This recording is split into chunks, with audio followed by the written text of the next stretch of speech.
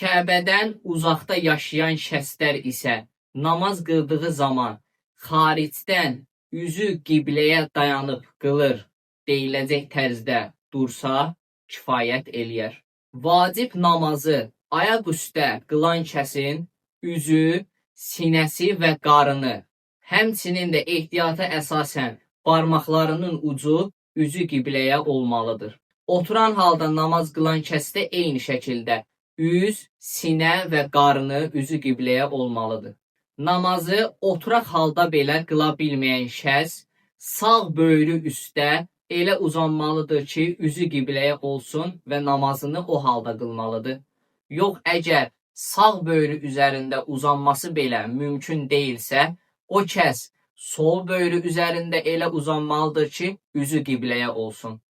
Yox, əgər sol böyrü üzərində belə dayana bilmirsə, o insan arxası üstə elə uzanmalıdır ki, ayaqlarının altı qibləyə səmit olsun.